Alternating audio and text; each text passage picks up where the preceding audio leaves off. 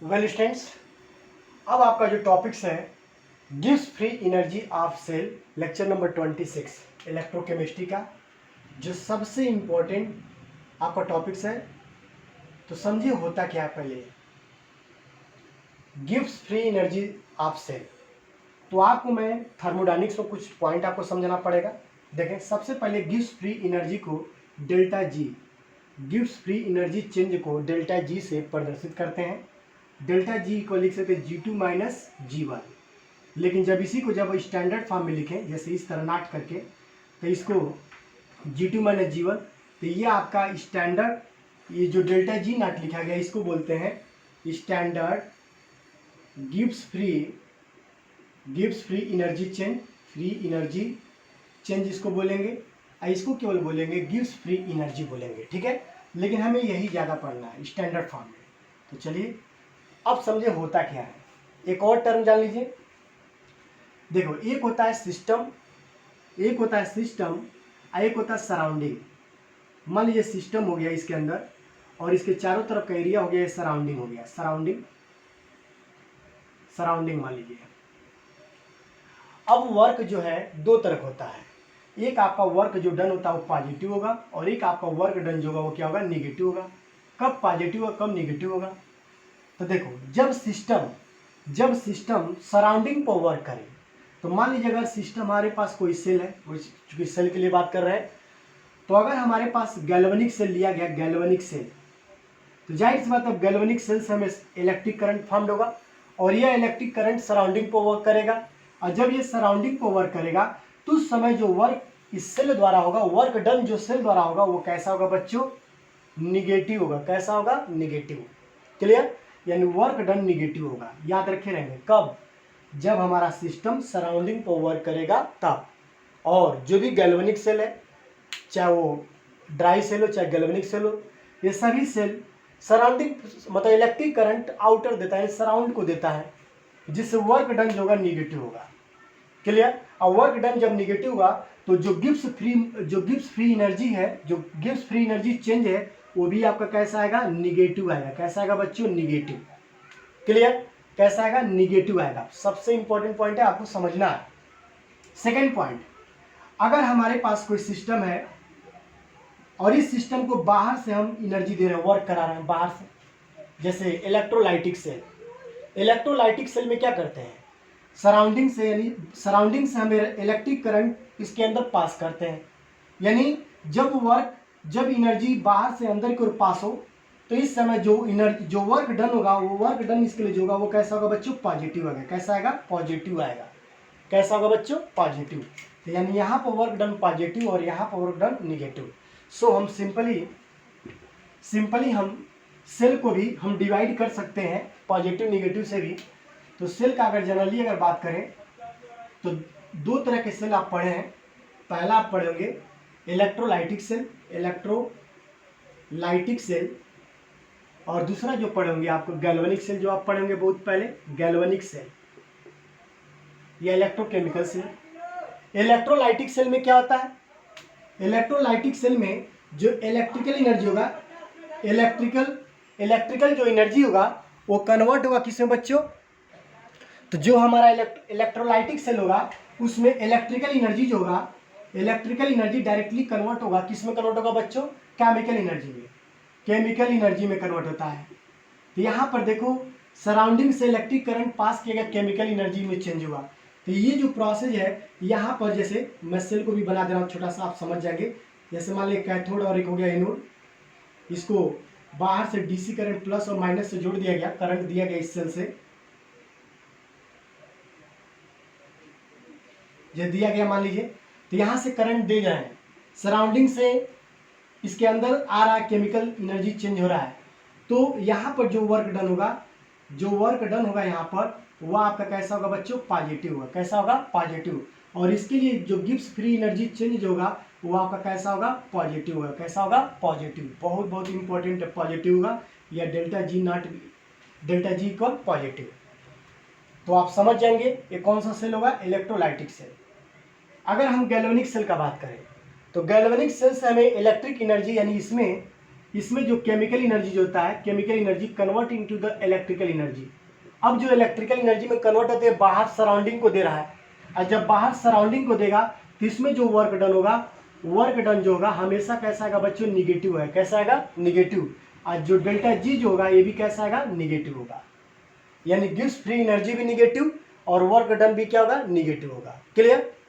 अब यहाँ दोनों केसेज में अगर बात करें, चाहे इलेक्ट्रोलाइटिक सेल हो चाहे गैल्वेनिक सेल हो, दोनों केसेज में हमारा जो वर्क डन हो रहा है, चाहे सेल के अंदर हो रहा है चाहे सराउंडिंग पे हो रहा है, दोनों केसेज में जो वर्क डन हो रहा है वो इलेक्ट्रिकल वर्क डन हो रहा है। क्या हो रहा है, इलेक्ट्रिकल वर्क डन हो रहा है।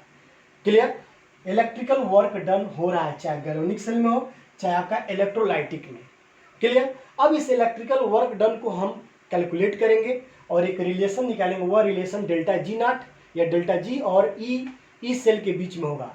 तो चलिए पहले आप इसका स्क्रीनशॉट लो, तब मैं आपको बता रहा हूं क्या होता है।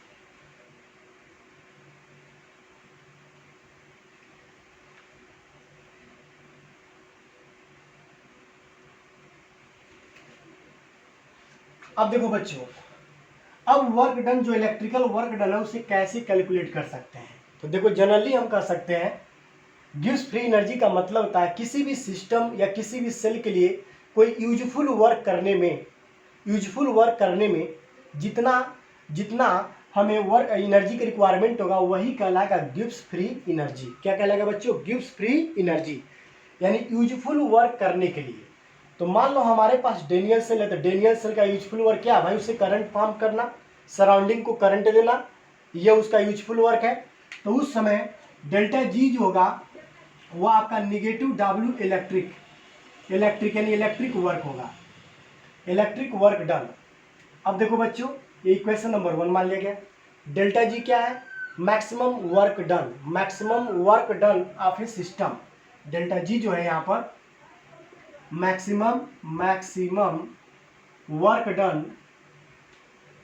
Done by A system. अब सिस्टम यहाँ पर सेल लिया गया और डब्ल्यू जो है इलेक्ट्रिकल वर्क डन है। अब यहाँ निगेटिव पॉजिटिव होगा, चूंकि डेनियल सेल है तो निगेटिव होगा और इलेक्ट्रोलाइटिक सेल होगा तो क्या होगा, पॉजिटिव होगा।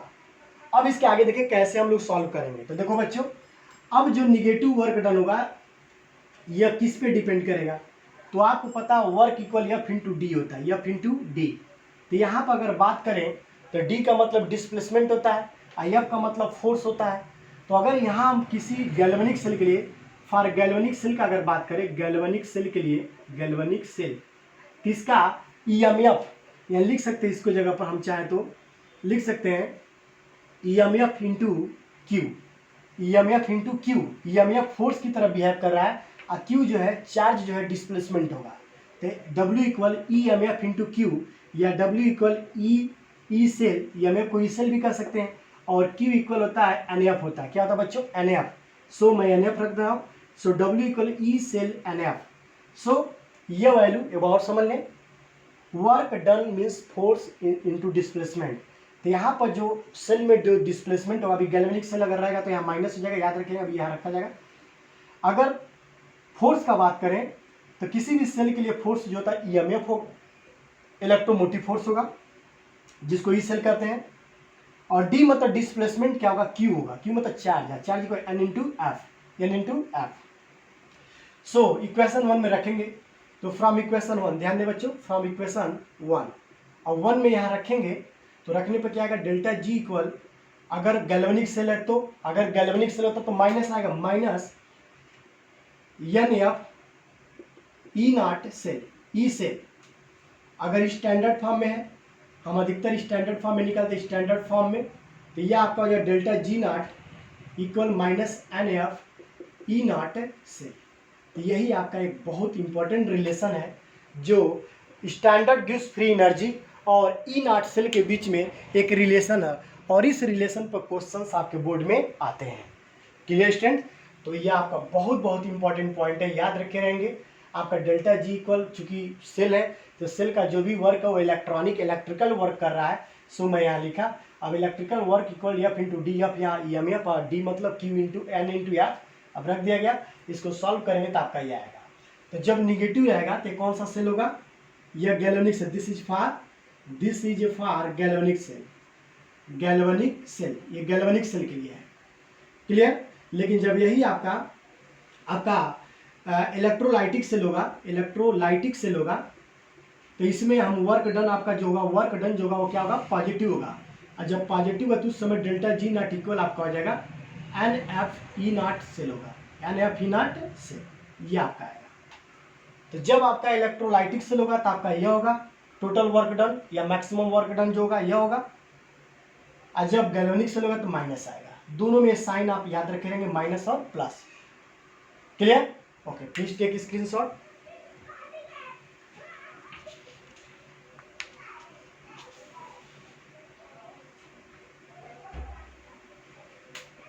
आप स्क्रीनशॉट लो बच्चों। अब इसके बाद से मैं आपको एक रिलेशन और बताऊंगा जो इक्विलिब्रियम कांस्टेंट और डेल्टा जी के बीच में है, तो भी आपको सीखना है। तो देखिए बच्चे वो कैसे होगा, इक्विलिब्रियम कांस्टेंट यानी केसी एंड डेल्टा जी नॉट में हमको रिलेशन निकालना है।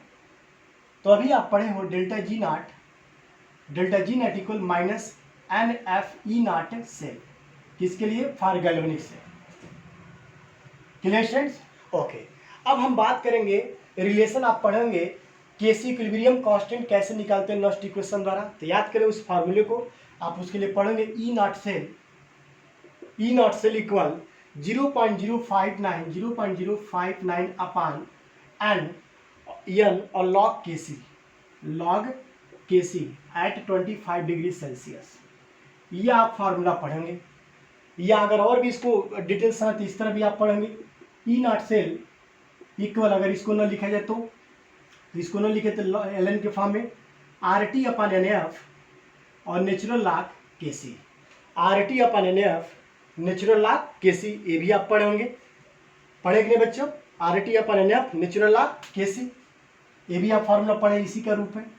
क्योंकि जब इसको रखेंगे, क्योंकि R का वैल्यू आपका 8.314 और T का वैल्यू 298 और n मान लो वही 96,500 और नेचुरल लॉग का वैल्यू 2.303 log 10, तो अगर इससे मल्टीप्लाई करते हैं log 10 केसी तो आपका जो वैल्यू आएगा यही आएगा 0.0591, ये आएगा।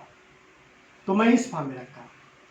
अब इस वाले फार्मूले को यहाँ रखो फ्रॉम इक्वेशन 1 से, फ्रॉम इक्वेशन 1, तो 1 में रखेंगे तो देखिए बच्चों डेल्टा जी नॉट इक्वल, चूंकि E0 cell both are same, minus NF into RT natural log K C upon NF, upon क्या हो जाएगा NF, ये NF दोनों कैंसिल हो गया क्योंकि दोनों एक ही चीज़ है।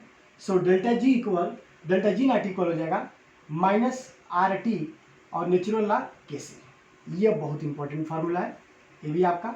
या delta G not equal minus 2.303, क्योंकि नेचुरल लॉग का वैल्यू मैं यहाँ रख रहा हूँ 2.303 और log 10 बेस 2.303 RT और log 10 और KC। तो ये आपका एक रिलेशन और निकला जो आपको आना चाहिए। इस तरह ये आपका 2.303 RT log 10 KC, ये आपका डेल्टा जी नॉट और KC में एक रिलेशन है, क्लियर। तो इसे भी आप नोट कर लो, बहुत बहुत इंपॉर्टेंट फार्मूला, सबका मीनिंग अभी आपको बता दे रहा हूँ, पहले आप इसे नोट करिए, स्क्रीनशॉट लो बच्चों।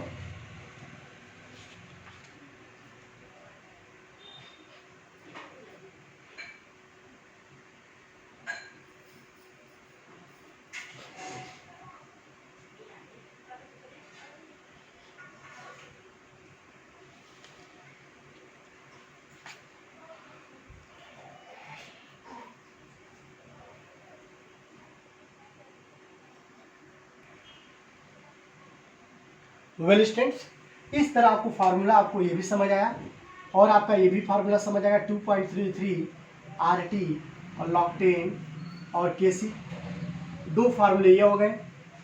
अब इसमें कुछ इंपॉर्टेंट पॉइंट समझ लें। पहला पॉइंट ये है, अगर हमारा गैल्वेनिक सेल है, गैल्वेनिक सेल, तो गैल्वेनिक सेल क्या करेगा बच्चों, गैल्वेनिक सेल क्या करेगा, यह एक मान लो इस सिस्टम है, तो सिस्टम क्या करेगा, सराउंडिंग पर वर्क करेगा, यानी इसका वर्क जो डन होगा, वर्क डन वो किस पे होगा बच्चों, सराउंडिंग पे होगा। और जब सराउंडिंग पे होगा तो उस समय सिस्टम का in that times the gives free energy of system मतलब cell system will be decrease. क्या होगा बच्चों? Will be decrease. यानी जब गैल्वेनिक सेल से हम करंट फॉर्म करना स्टार्ट करेंगे, सराउंडिंग को देना स्टार्ट करेंगे, तो धीरे धीरे उस गैल्वेनिक सेल का डेल्टा जी का वैल्यू कम होता जाएगा, निगेटिव होता जाएगा। इसीलिए डेल्टा जी का वैल्यू इसके लिए क्या आता था? निगेटिव आता था। लेकिन अगर हमारे पास सेल इलेक्ट्रोलाइटिक है, इलेक्ट्रोलाइटिक सेल है,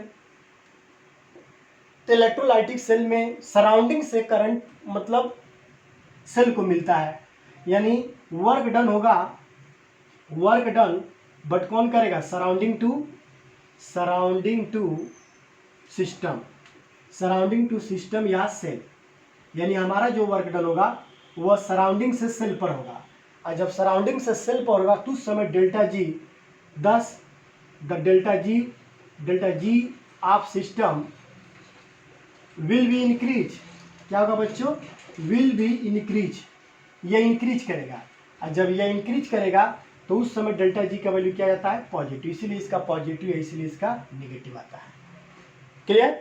तो ये बहुत इंपॉर्टेंट पॉइंट है जो आपको समझना है, और आई होप मिस आपको समझ आ भी रहा होगा, तो आप इसे भी नोट कर लीजिए।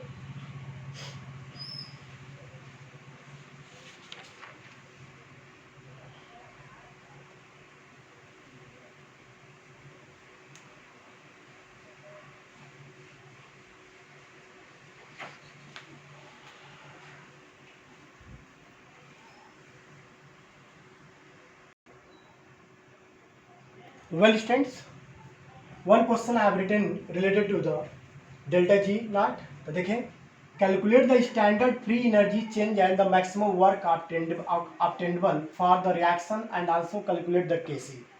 तो देखो बच्चे, जो मैक्सिमम वर्क डन है उसी को स्टैंडर्ड गिव्स फ्री एनर्जी भी कहते हैं, दोनों एक ही मतलब है। क्योंकि अभी आपको हम बताए भी थे delta G not equal minus W electric, चूंकि ये गैल्वेनिक सेल इसलिए लिखा गया, तो जितना डेल्टा जी का वैल्यू आएगा वही आंसर होगा, वही आपका मैक्सिमम वर्क डन भी है या स्टैंडर्ड फ्री एनर्जी या स्टैंडर्ड गिव्स फ्री एनर्जी भी है।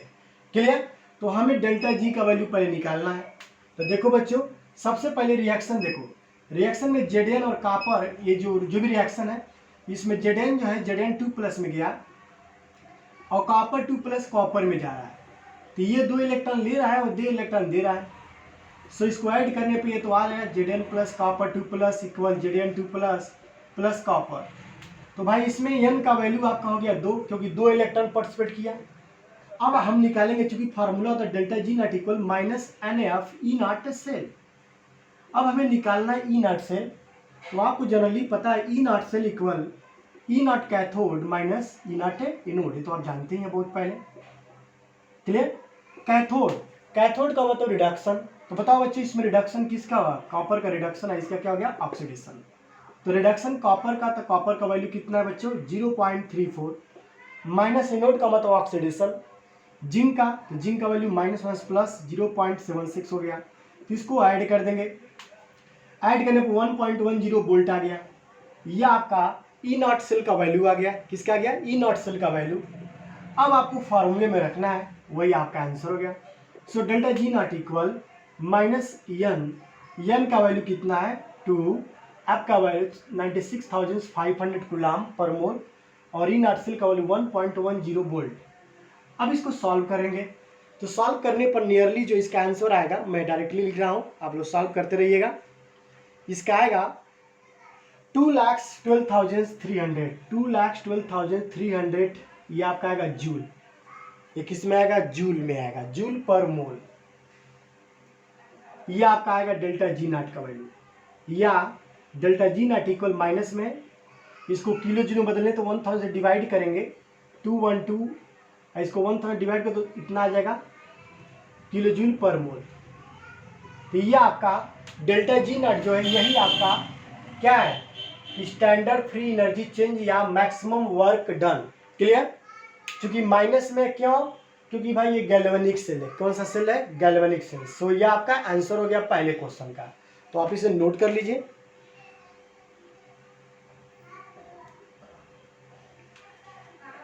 आप नोट करो बच्चों, हो गया। चलिए अब आपका सेकंड क्वेश्चन एक और पूछ रहा है, हमें निकालना है केसी। तो डेल्टा जी और केसी में रिलेशन आप पढ़ो, delta G not equal minus 2.303 R T और लॉग 10 और आपका क्या पढ़े हो केसी। ये आप फार्मूला पढ़े हैं ना, ओके। चलो देखो बच्चों, डेल्टा जी नॉट वैल्यू दिया, केसी हमें निकालना है, तो क्या करिए आप इस फार्मूले को इधर कर दो पूरा। तो लिख सकते हैं log 10 KC equal delta G naught upon, ये सब अपान आ जाएगा माइनस 2.303 और आर टी, ये हो गया। चूंकि डेल्टा जी वैल्यू निगेटिव काट देंगे, यानी ये कट जाएगा। अब इसका आंसर रखो बच्चों, कितना आ जाएगा। चूंकि इसको आप क्या करो, जूल में यूज करो, क्योंकि ये जूल में लगे रखेंगे तभी, क्योंकि आर का वैल्यू जूल में रखेंगे। आर का वैल्यू होता है 8.314 joule, kelvin inverse mole inverse, ये वाला यूज करेंगे। समझ गए बच्चों। तो मैं जूल का यूज करूंगा यहाँ पर आर का वैल्यू। अब इस तरह अब इसको सॉल्व किया जाए। तो चलो देखो, डेल्टा जी 2122300 अपान 2.303, आर का वैल्यू 8.314 और टेम्परेचर कितना दिया क्वेश्चन में बच्चों, चूंकि स्टैंडर्ड फॉर्म में है तो स्टैंडर्ड फॉर्म में टेम्परेचर कितना होता है 25 डिग्री सेल्सियस 298 केल्विन हो गया। अब इसको सॉल्व करेंगे, तो सॉल्व करने पर इसका जो आंसर आएगा log 10 केसी, इसको सॉल्व करने पर जो आएगा, तो सॉल्व करने पर माइनस कट जाएगा। अब जो इसका आंसर आएगा 37.20 समथिंग, ये आपका आएगा सॉल्व करने पर। अब चूंकि ये केसी का वैल्यू पूछ रहा है और यह इस फॉर्म में आ रहा है, तो हम इस वैल्यू का क्या करेंगे, एंटी लॉग लेंगे। क्या लेंगे बच्चों, एंटी लॉग।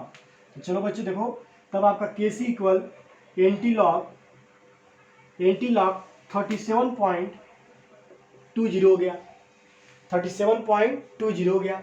अब इसको सॉल्व करेंगे, तो सॉल्व करने पर आएगा, नियरली आएगा इसका वैल्यू आता है 1.6 इंटू 10⁻37, ये इसका आंसर होगा।